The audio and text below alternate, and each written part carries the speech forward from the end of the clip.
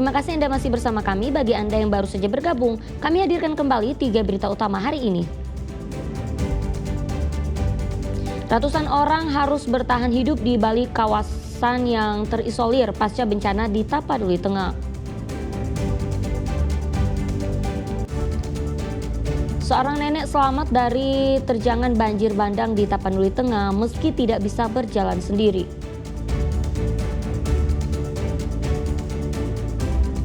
Empat 40 bungkus narkoba jenis sabu-sabu seberat 41,7 kg ditemukan mengapung di tengah perairan Belawan.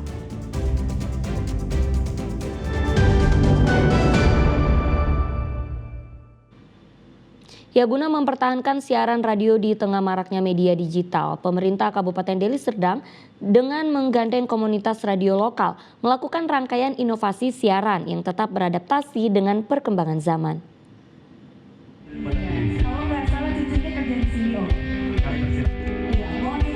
Di halaman kantor Kominfostan Deli Serdang, para pejabat daerah dan stakeholders komunikasi berkumpul untuk kembali bertekad memajukan siaran radio.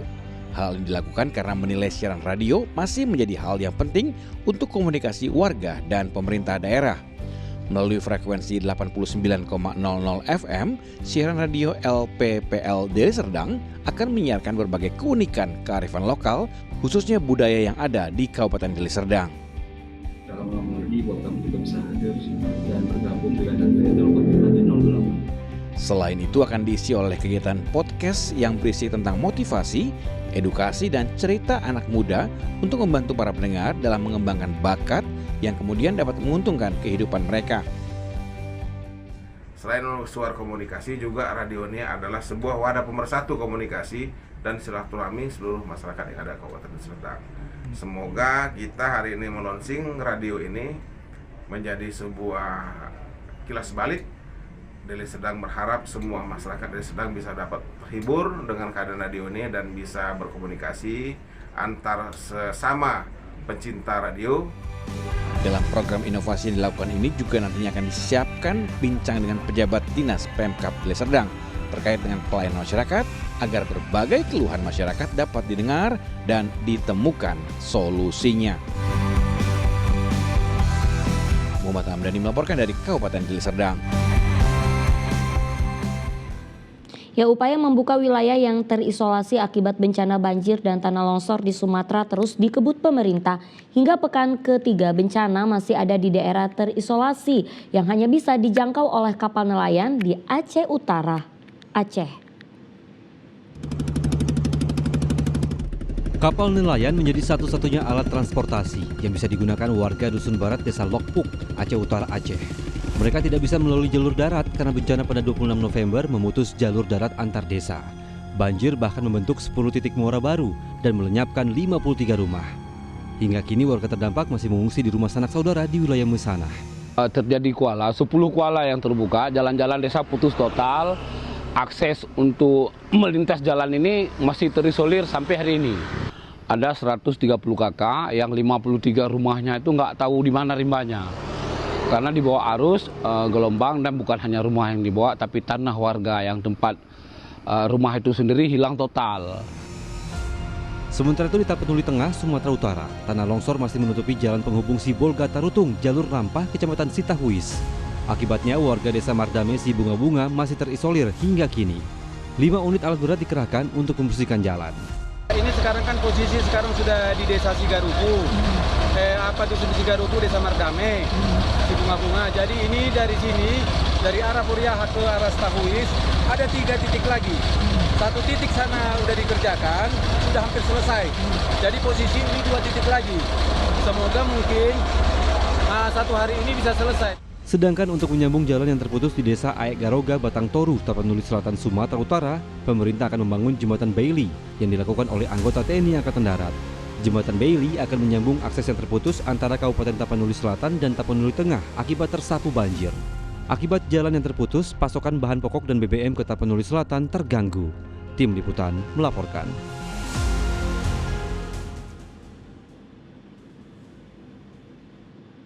Ya, 3 minggu setelah banjir bandang di Tapanuli Tengah berlangsung, sejumlah warga pun masih trauma mengingat banjir pada 25 November yang menakutkan. Seorang nenek berhasil selamat meski tidak bisa berjalan sendiri. Sejumlah warga mau tak mau harus berjalan berhati-hati menapaki tumpukan tanah berlumpur. Akses jalan terputus dan sejumlah lokasi masih tampak tergenangi air berlumpur.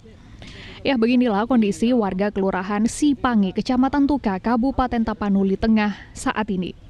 Semua warga pun masih teringat peristiwa banjir bandang yang menakutkan di 25 November itu. Termasuk dalam ingatan nenek Rosmin Simanjuntak yang sudah tidak kuat berjalan seorang diri. Dirinya selamat dari suasana mencekam itu karena banjir bandang tidak terlalu tinggi masuk ke dalam rumahnya. Udah longsor apa itu kan, lewat dari depannya, larilah dia, nengok apa terus ke jalan besar, sampailah dia di situ. Katanya dia apa memikirkan aku, di sini sudah apa besar kali ini nak menghanyutkan ini. Katanya, "Mak, di mana Mama?" "Oh, di sini." "Selamat kau," aku bilang. "Iya, Mak," katanya, "besar kali airnya. Longsor di depanku tadi, lari aku. Banyak kami lari di sana." Berdasarkan data dari Pemkab Tapanuli Tengah, terdata ada 32 orang yang ditemukan meninggal dunia untuk wilayah Kecamatan Tuka. Hingga kini petugas masih melakukan pencarian terhadap korban hilang. Rizky Ramadan melaporkan dari Tapanuli Tengah. Ya, petugas Satuan Reskrim Polres Serdang Bedagai menangkap 2 orang pelaku pembobol rumah dan melarikan sepeda motor di kawasan Serampa, Kabupaten Serdang Bedagai. Dari tangan pelaku, petugas pun menyita 2 unit sepeda motor. Petugas Satreskrim Polres Serdang Bedagai menangkap pelaku pembobol rumah dan pencurian sepeda. Ia ditangkap di Kecamatan Sebamban, Kabupaten Serdang Bedagai. Dari penangkapan itu, petugas menyita barang bukti 2 unit motor yang berhasil dibawa kabur pelaku. Sementara 1 pelaku lagi tertangkap di lokasi lain. Berdasarkan hasil penyelidikan, kedua pelaku yaitu Iwan Tampu Bolon dan Ihwan Nur Maulana telah ditetapkan sebagai tersangka melakukan pembobolan rumah dan pencurian sepeda motor di kawasan Serampa, Kabupaten Serdang Bedagai pada 9 Desember. Dari hasil interogasi kami terhadap pelaku yang pertama melakukan pencurian sepeda motor di Desa Penggalangan juga, di Kecamatan Sebamban. Itu sepeda motor Mio yang berhasil dicuri oleh pelaku. Saat dilakukan penangkapan, kita berhasil mengamankan 2 unit sepeda motor sesuai dengan laporan polisi yang kita terima, yaitu 1 unit sepeda motor Vario warna biru putih dan 1 unit sepeda motor Honda Scoopy warna hitam. Akibat perbuatannya, kedua tersangka diancam dengan hukuman di atas 5 tahun penjara. Muhammad Hamdani melaporkan dari Medan.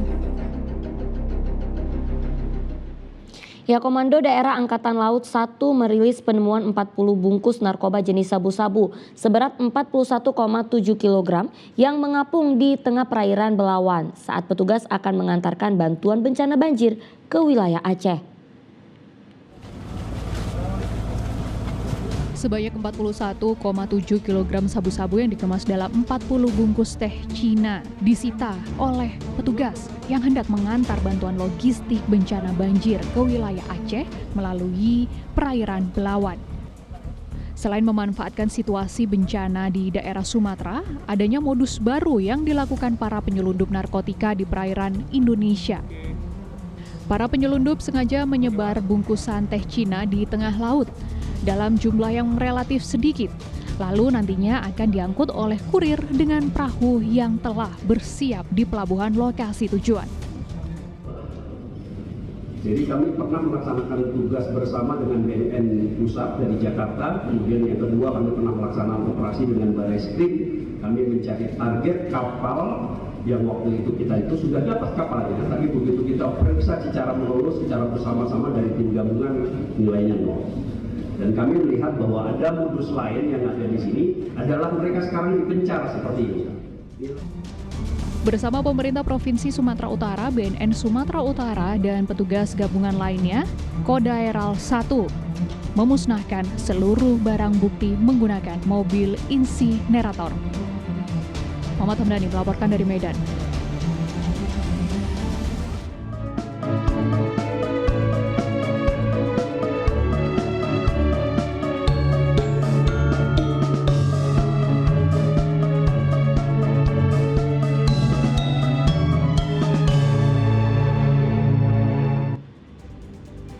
Ya, laporan tadi mengakhiri berita Sumatera Utara hari ini. Jangan lupa pastikan Anda subscribe channel YouTube Liputan 6 SCTV Daerah. Saya Auriga Agustina berterima kasih atas perhatian dan kebersamaan Anda. Selamat beraktivitas dan sampai jumpa.